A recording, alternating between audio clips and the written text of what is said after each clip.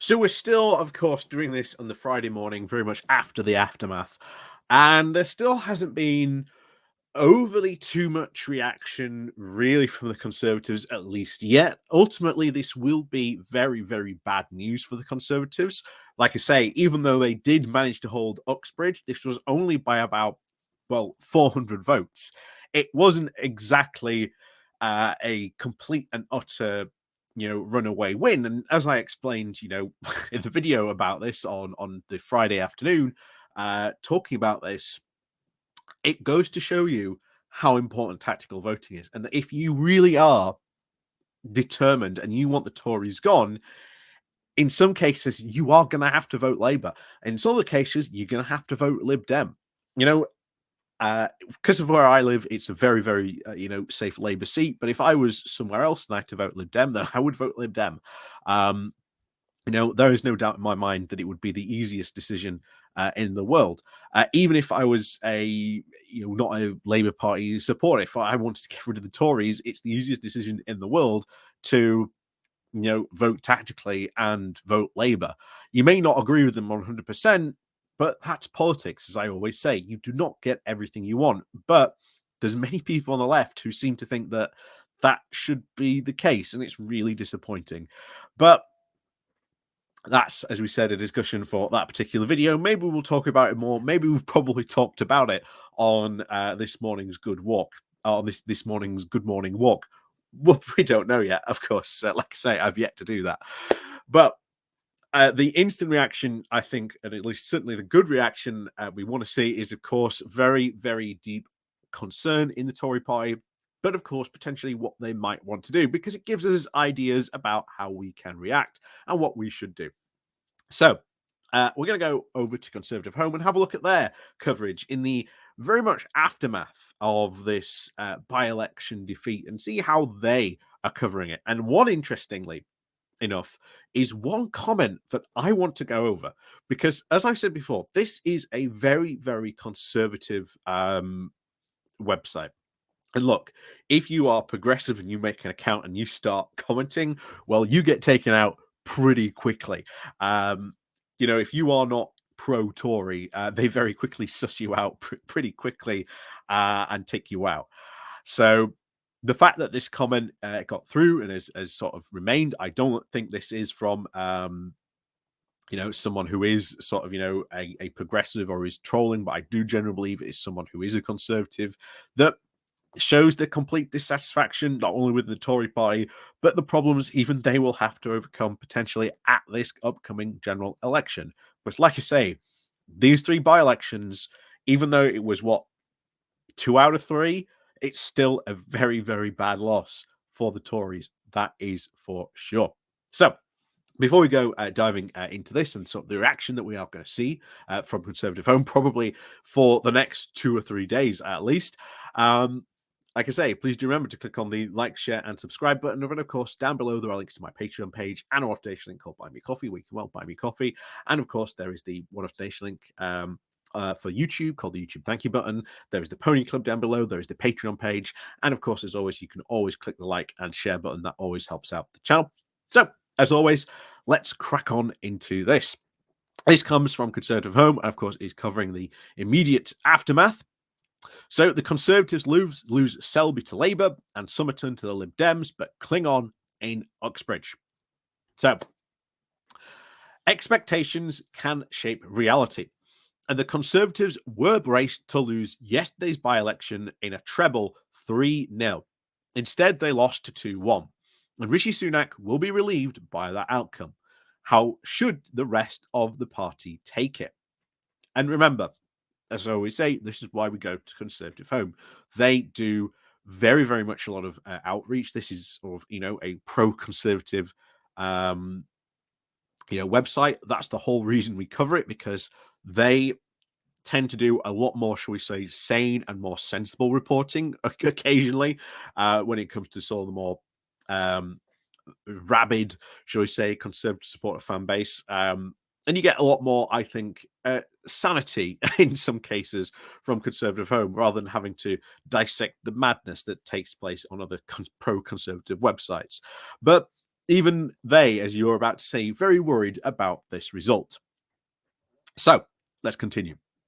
So let's start with the Uxbridge and Ruislip result, which has surprised both the parties and the pollsters, other than Lord Ashcroft, in a recent context. Though not Andrew Grimson, who reported from the seat on Monday, whose intuition has been proved right. It will have 4 consequences. So, what are these consequences? So, first, this result demonstrates that Sadiq Khan will face serious problems in outer London next year, and he will surely now look for a way of softening ULEZ. Here's the thing. Interesting report from someone who was a Lib Dem campaigning in Uxbridge. When they were going around, they were actually explaining the ULEZ scheme, how good it was. They were seeing that they were turning people who were very anti-ULEZ into actual converts, that they were actually kind of convinced by ULEZ, that they actually kind of liked it, that that was the direction that they wanted to go. So this really is, I think, a messaging, and Sadiq Khan, if he wants to really solve this problem, has to put forward the positives of this and also solve the problems for people who feel that they are too poor, that they know that we have to go in this direction, but they feel that they don't want to have chunks taken out of them because they feel sort of forced into this.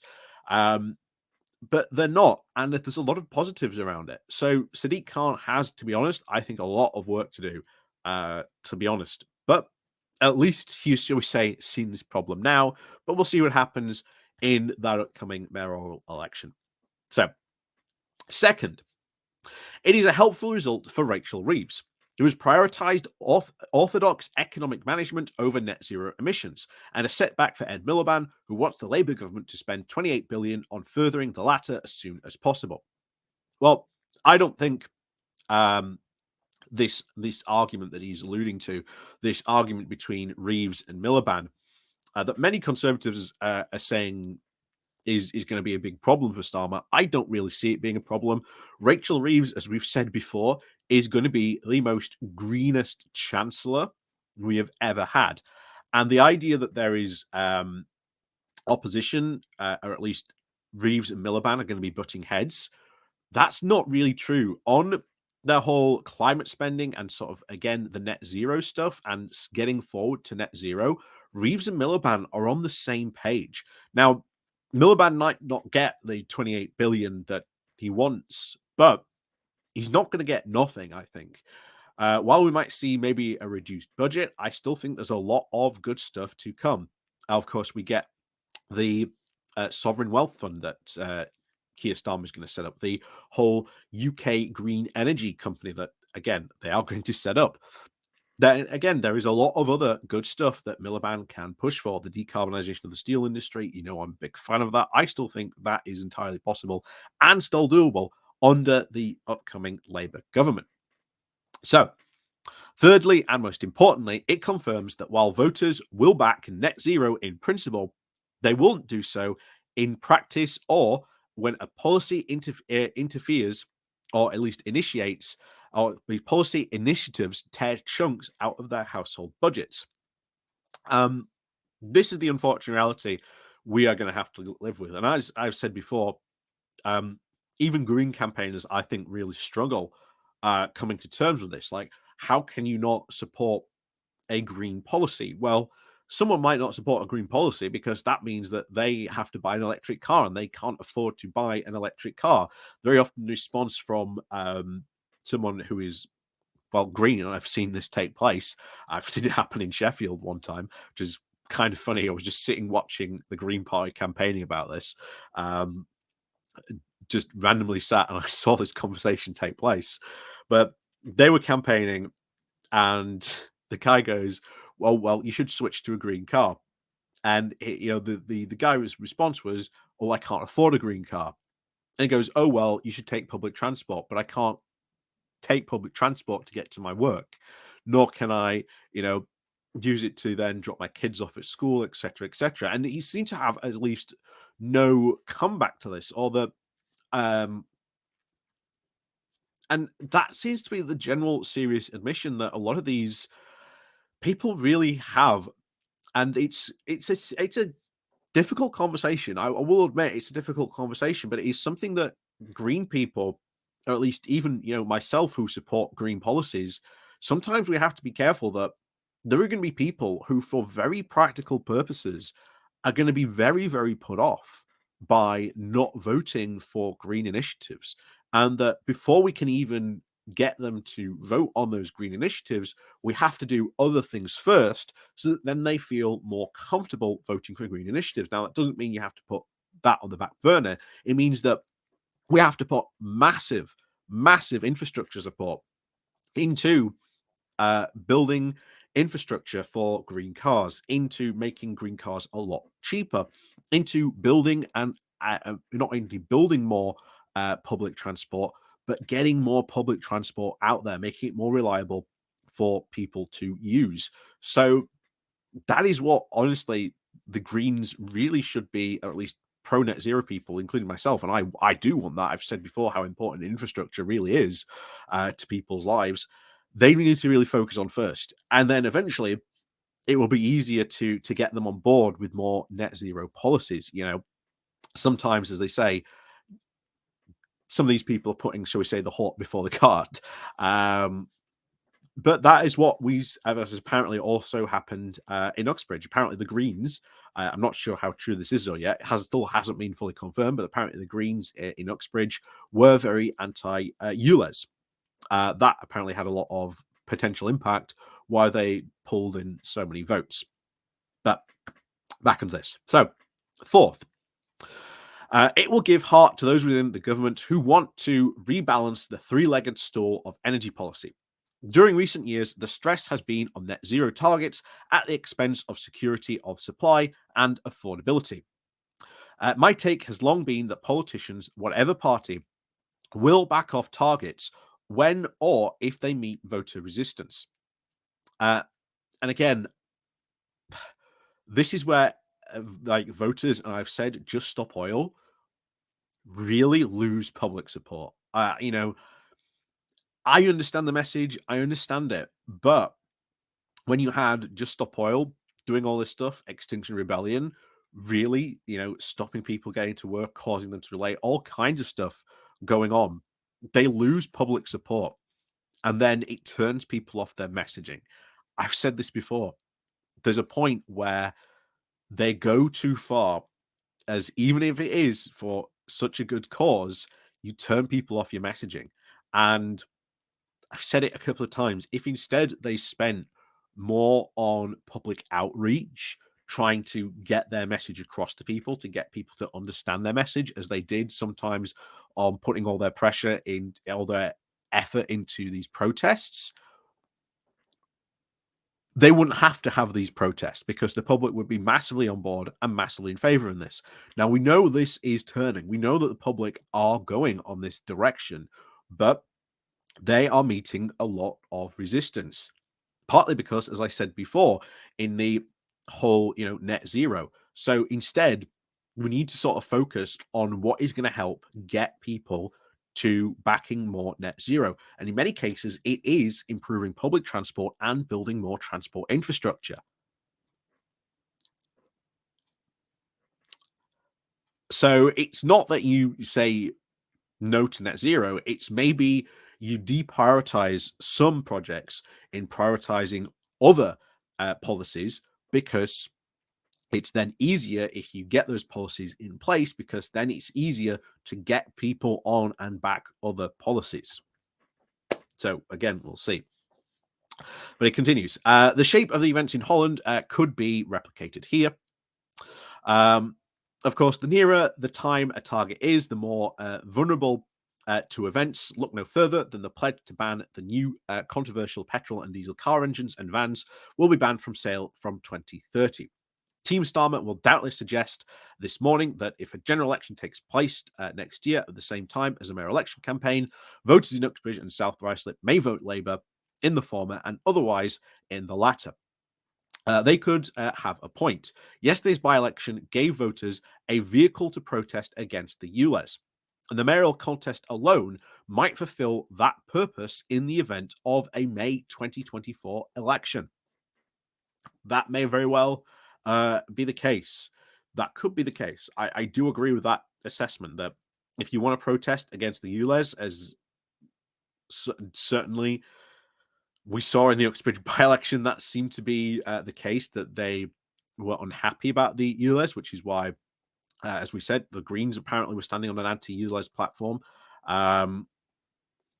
We'll see. We'll see what happens. Maybe that is the case. Maybe that they decide, well, actually, Sadiq Khan is the one pushing the ULEZ, not the Labour government, whereas we agree with their green policies. So that could be indeed an interesting shape. It's true, I think that ULEZ could be a big shaper of the mayoral election. So expect the Tories to start going hard about that, especially their election candidate that they've just selected not too long ago.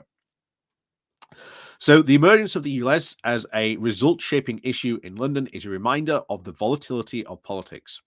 And although Downing Street will breathe a sigh of relief today, as will Greg Hands and the CCHQ, the rest of the party shouldn't join in. The point is not so much that the Conservatives' position is doomed, whatever happens, as it is irrecoverable on the present trajectory. In the struggle between the electoral tightening and tactical voting, the Somerton and Frompton and Selby and Ainsbury results do nothing to suggest that the former is mastering the latter. Indeed, the former isn't happening at all. Labour is currently 20 points ahead in the polls, in the Political's poll of polls, and there has been recent electoral loosening rather than tightening, and Labour's lead has nudged up. And this is what a lot of people, or at least the hopes of many Conservatives, were, that there would be a lot of electoral tightening, that people coming up to a general election, or if a general election was in mind, people would look at how they were voting and then maybe realize that they had to sort of back Sunak and back the Tories. But that isn't happening at all. We are seeing people move over to Labour. We are seeing people move over to the Lib Dems. That is good. So the swing to Labour in Selby yesterday was a 24.1%. That's the kind of result Tony Blair was gaining in opposition, but which has previously eluded Starmer.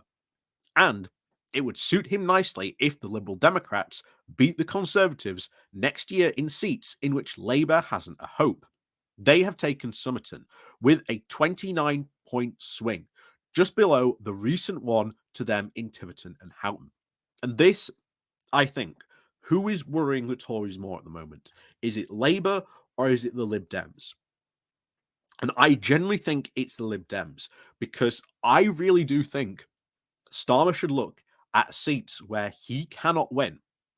And I seriously would say this to him. He needs to look at seats where Labour cannot win, which is mostly going to be down south in those traditional Tory heartlands where the Lib Dems can win. And just say, look, we're not going to run in those seats. Go at it. Now, we've said before that that might backfire. There may be a sense that, tactical votings take place. Well, that's not sort of politically fair. That's a big argument you often see about why Labour and the Lib Dems shouldn't openly commit to a pact on tactical voting. But to be honest, if the Tories are doing this badly, heck, why not? Why not in this stage? Maybe, as I've said before, Starmer needs to be brave and bold. And I think potentially maybe he needs to be in talks with Ed Davey, I think, in the near future, certainly over the summer, and seriously talk about tactical voting. I really think that conversation, or at least Starmer and Ed Daly, should seriously have a conversation about that. Not that probably that conversation probably hasn't taken place already. So where are we? So yes, true. The circumstances which gave rise to all three by-elections were unusual. Voters didn't like the MPs who got caught up in a scandal or who just bunked off, so forcing an election on them. But there is a danger this morning that Team Sunak will breathe a sigh of relief and carry on with business as usual.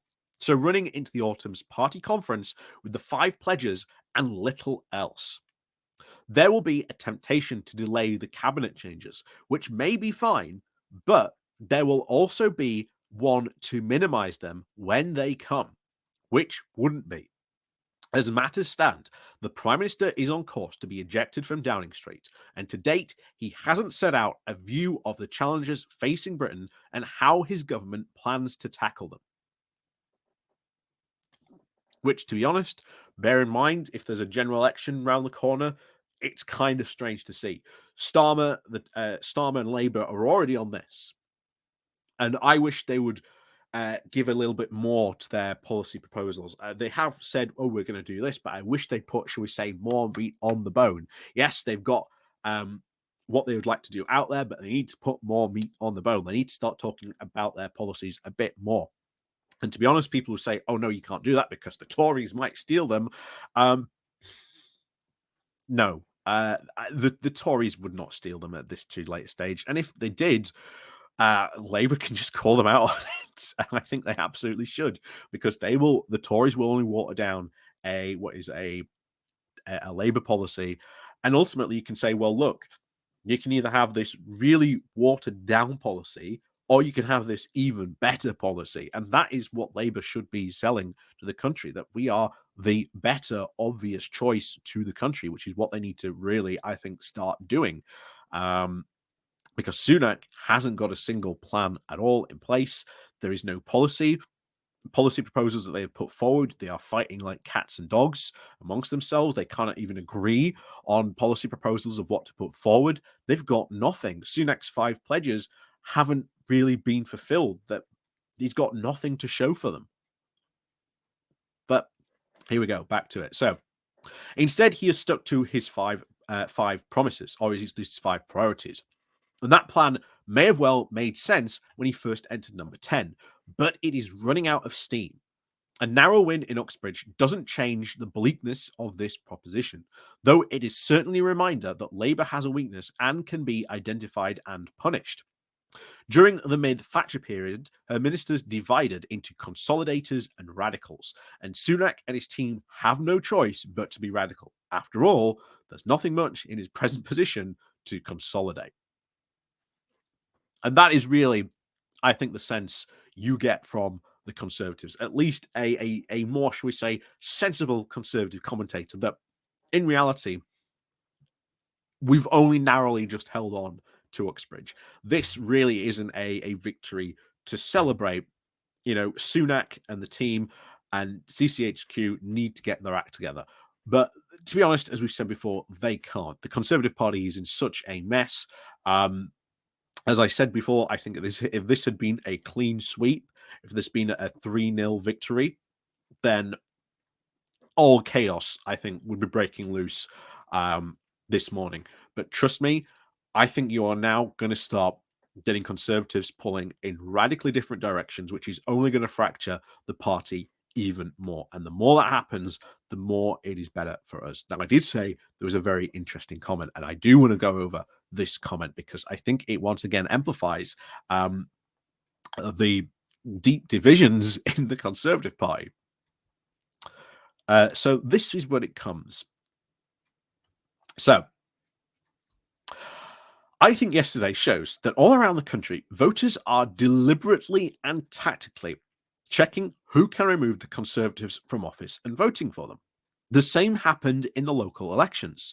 There weren't huge swings to Labour across the board because voters stopped voting Labour and chose Lib Dems or Greens when they checked who was in the best position to win. Voters don't care that Starmer is dull. They'll vote for anything that removes the current government. Nothing is going to change, and that is clear. The Conservatives will not win the next GE. The only course of action is to now try and mitigate the losses. And bear in mind, this is, I think, a standard Conservative mantra that they need to mitigate the losses. And a lot of Conservatives are saying that if Rishi Sunak can't win the next election, he needs to look into mitigating the losses as much as he can. Because there's a lot of Tories that have said it. Any loss of because all the polls are very clearly putting it. But again, like I say, general elections can be interesting beasts sometimes, so we'll have to see what happens. But hey, um, when you look at the polls, it all puts the Tories losing at least 100 or less seats, or at least, shall we say, returning to that parliament with at least 100 or less seats. Now, if that happens, that is an almost incredible loss for the Tories to go from over 480 seats down to like 100 or less. That would be a massive loss and a massive blow to the Tory party. And if that happens, well, then they're going to start infighting. And of course, as I've said before, you need to take a big picture view that over this parliament and potentially next parliament, there is a massive opportunity for progressives to really put forward progressive positions and progressive policies that can really help and enable this country. So you've got to take the long view on this. So, but he continues. It will take a much braver leader than Sunak to do this. But the only thing now to be done is to change the direction of the party and begin to reverse the damage that has been done over the past 7 years. So again, interesting admission that, hey, we've done all this damage over the past 7 years. We need to really think about undoing some of this. Since the mid 90s, and this is what gets interesting, because this is really encapsulates the big problem with the Tories in a nutshell. Since the mid 90s, the Tories have indulged fringe views and allowed certain MPs to make them mainstream. They've promoted incompetent and damaging voices to the front benches, to the great officers of state, and they've pandered to a view that the UK doesn't exist in the mainstream. The last three great votes of 2016, Brexit, 2017 general election, and the 2019 general election have essentially been giant torrid by-elections. Any Labour leader, apart from Corbyn, would have provided a much greater opposition, provided Labour far more successes. Any leader other than Corbyn would have probably won and remained in the Brexit vote. Again, interesting point that, but I do like the fact that he's pointing out, as he said, they've indulged these MPs. They've indulged these fringe views, these fringe MPs. They've given them the voices which have been damaging and been completely incompetent. That is incredibly true, and it is fascinating to see someone who, again, is commenting on this website and has an account to comment on this website is saying that, because it is what I have been saying and we have been saying for so long. But anyway. So now Labour have their act together and are relentlessly marching towards some kind of victory.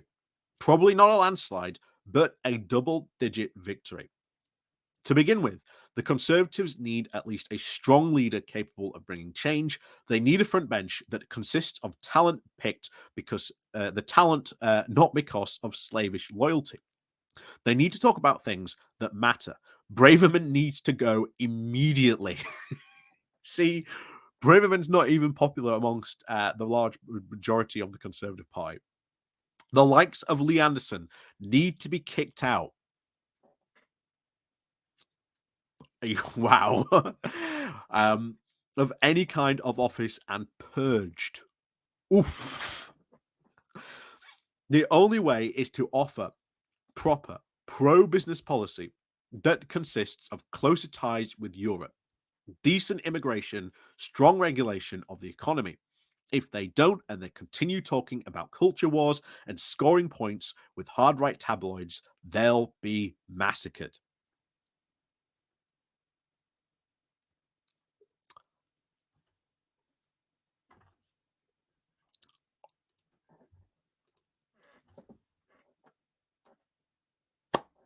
And that's someone who I remind you has an account with Conservative Home to comment. That's pretty interesting, and a pretty interesting view, and especially if that is the majority Tory view of what's going on, they're going to end up fighting, because here's the thing: for every person who says that Braverman has to go, and someone like Lee Anderson should be absolutely purged from the party, You have the opposite view of someone who thinks that Braverman should be staged, should be even leader, and that someone like Lee Anderson should also be promoted to high office. And heaven help us if he ever should achieve such a high office, because he hasn't really proved to be someone who is, well, competent in office. So this does, I think, create more and more interesting dilemmas for the Conservative Party going forward. That is for sure. That is ultimately for sure. Will this by-election create problems for Rishi Sunak over the summer? Oh, absolutely. Um, I think you've got more all these conservative groups, they're going to be talking with each other. They're going to be talking with WhatsApps. Expect there to be leaks, probably, if they haven't happened already, of conservative MPs about going on about this. And over the summer as well, expect them. It's going to be an interesting summer. It is going to be an interesting summer, but it is one I think that is going to be defined by lots of conservative infighting. So we'll have to see what happens. But hey, this ain't good news for the Tories. Uh, quietly playing very happily on their very somewhat polluted beaches back on their home constituencies, many home Tories are not going to be having very, very happy summers and going to be deeply, deeply concerned going back into Parliament back in September. And who knows what could happen then. So, as always, thank you very much for watching. And of course, as always, we'll see you all next time.